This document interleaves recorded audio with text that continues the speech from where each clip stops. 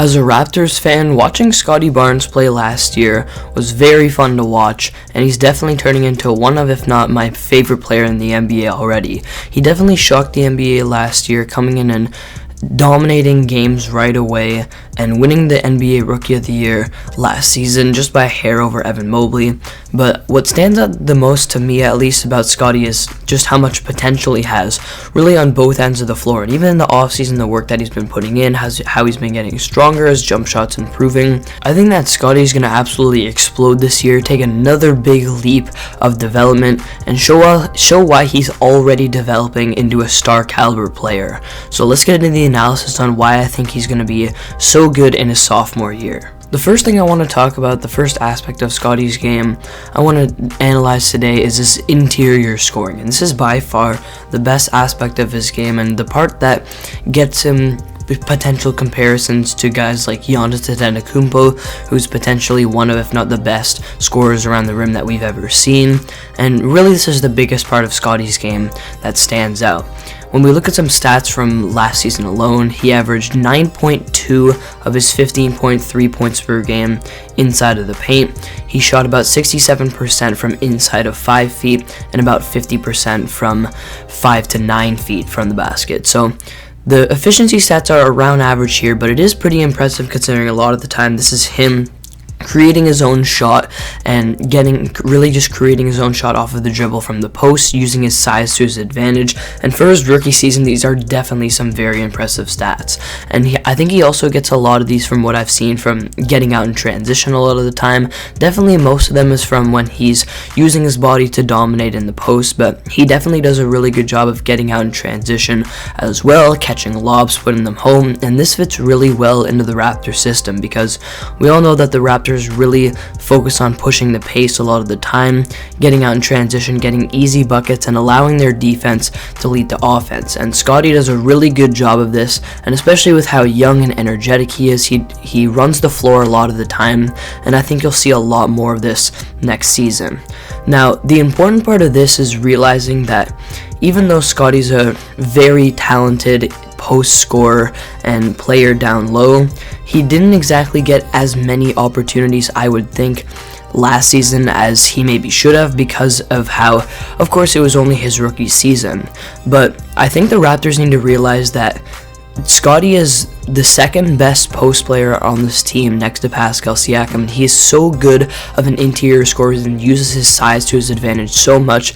Not to mention that he's also getting stronger. He's actually getting a little bit taller as well, as when he was drafted, he was listed at 6'8", and now at least Nick Nurse thinks he's grown to about 6'10" or even 6'11". So he's getting bigger, and we saw a lot, especially towards the end of last year, how he really is able to pick on smaller matchups and all that kind of stuff. So I really think the Raptors this season will be using Scottie a lot more in their offense and using strategies to try to get mismatches on him so that he can definitely stack up a lot more points. I think once Scottie really learns how to use his body and use his strength to his advantage a lot more, which probably will be this year, and like I said, he's also actually getting physically stronger and bigger as well, I think he's definitely going to average about 12 to 14 points per game in the paint, really improving on that 9 from last year.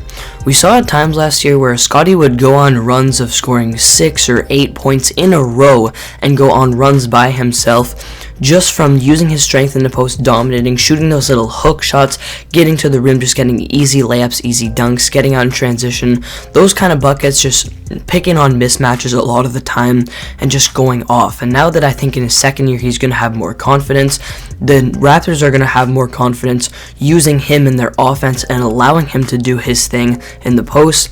I think he's going to dominate just that much more with the best aspect of his game, which is dominating down low. The next aspect of Scottie's game I want to talk about is his playmaking and his passing ability and IQ, because especially really towards the end of last year, he kind of really took on more of a point forward role, and we saw this really throughout a lot of the year, but only when he was playing with the bench unit at maybe the start of the second quarter or fourth quarter, but also a lot of the time when the main point guard and facilitator on this team and Fred VanVleet was out, Scottie really took on the role of being that point guard, and I think the Raptors definitely realized this. This was one of the aspects that really stood out about Scottie even before he was in the NBA, when he was playing with FSU in college. That's really why he was at the top of a lot of mock drafts, and of course the Raptors selected him a little bit higher than he was supposed to go, but that was really one of his main aspects that stood out to scouts. Was he plays in the post a lot, but he can make passes from there. He can handle the ball like a guard a lot of the time. He has good handles and can create his own shot and create space for others, find others when they're cutting, find others on the perimeter, be a good passer in transition, and really just be kind of that typical modern day point forward that a lot of teams want. Over the course of the entire year last year, Scottie averaged 3.5 assists per game, but towards the end of the year, in his last 19 regular season games, he averaged just over 5 assists per game and averaged about 5.5 assists per game in games that Fred VanVleet didn't play. And obviously you want that to kind of be always when whether Fred VanVleet's playing or not. You want him to average over 5 assists, and I think that's what's going to happen this year.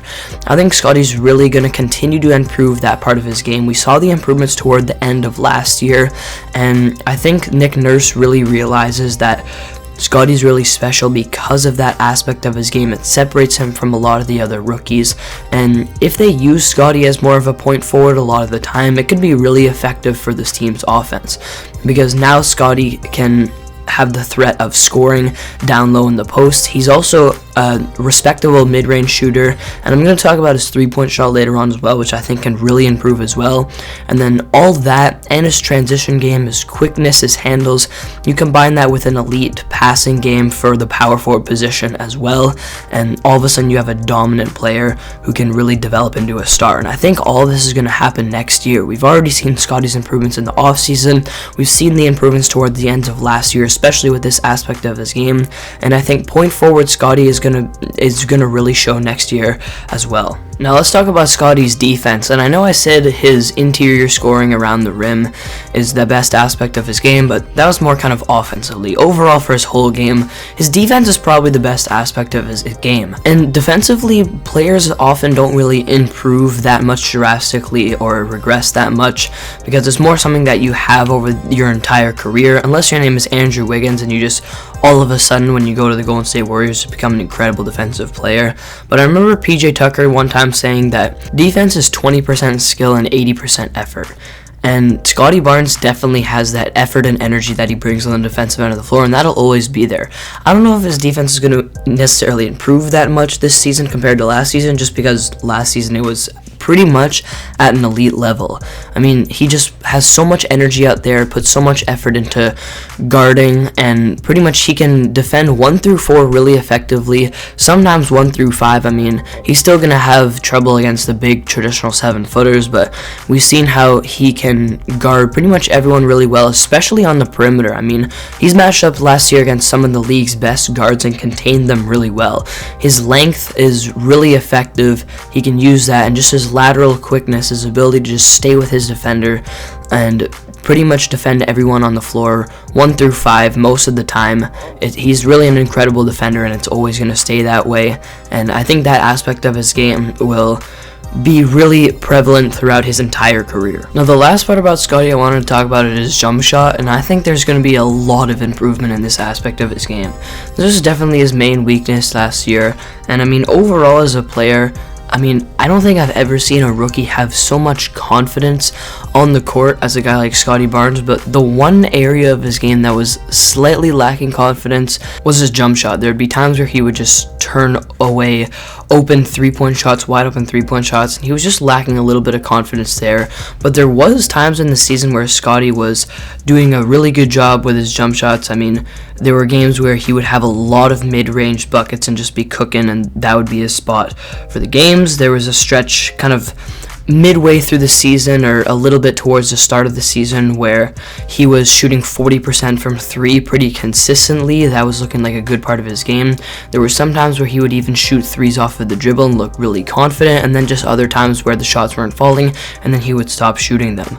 But we've seen how Scottie's really been improving this in the off season and just been putting a lot of work into it. Last year, he only shot 37.5% from the mid-range area and only just about 30.5% from 3. But this season, I think both of these are definitely going to go up. I think from the mid-range area, you should see Scottie shooting a lot more attempts per game, because I think he really is there. He was just lacking a bit of confidence last year. I think he should be putting up about 3 to 4 attempts from the mid-range area per game and shooting probably about 42 to 43% from there. Still a little under average, but definitely an improvement from last year. And then from 3, I think we should see Scottie shooting about 35% from 3 this year, a big improvement on last year. In workouts and off-season videos, we've seen that he's definitely getting a lot more comfortable from 3, and I know this is just practice, but towards the end of last year too, we saw him get a little bit more confident with that 3-point shot. And like I said, just stretches of last season, we saw that he can be a really good 3-point shooter. He just hasn't gotten confident enough with it yet and just shot it consistently. So I think definitely in his second year, I think this is going to be the aspect of Scottie's game where he works on the most, and because of that, improves it the most. Like I said, at times he's been a good 3-point shooter. He just needs to be more consistent and just more confident, and I think he'll be that in his second season. Overall, I think Scottie will be in the most improved player conversation this year and really take that jump from being around a top 50 to 60 player to entering the conversation to be in the top 30, maybe top 40, and definitely in the top 10 power forwards in the league by the end of the season, if he's not already in that. But in terms of my stat predictions for Scottie Barnes, I think he's going to average this year probably around 20 points per game, a big improvement off of that 15.3 from last year. I think he's definitely going to be a very active and energetic rebounder as well, probably averaging around 9 rebounds per game. I think he's going to average about 5.5 assists per game and really take on that role of being the point forward and definitely being a very good overall facilitator and playmaker. And then I think he's also going to be a little bit more efficient than last season overall, shooting about 51% from the field, and then like I said, about 35 or 36% from 3, around league average there, definitely improving on last year. And then of course, I think his defense is still going to be top tier, probably about top 30 in terms of defenders in the NBA. So overall, I think Scottie's going to improve a lot this year, and I think he's going to show this year that he's taking the steps towards being a star instead of just being just the rookie of the year. He has so much potential, and he could definitely be dominating the league and be really one of the best top tier players in the league in a couple years time and potentially be the Raptors franchise player.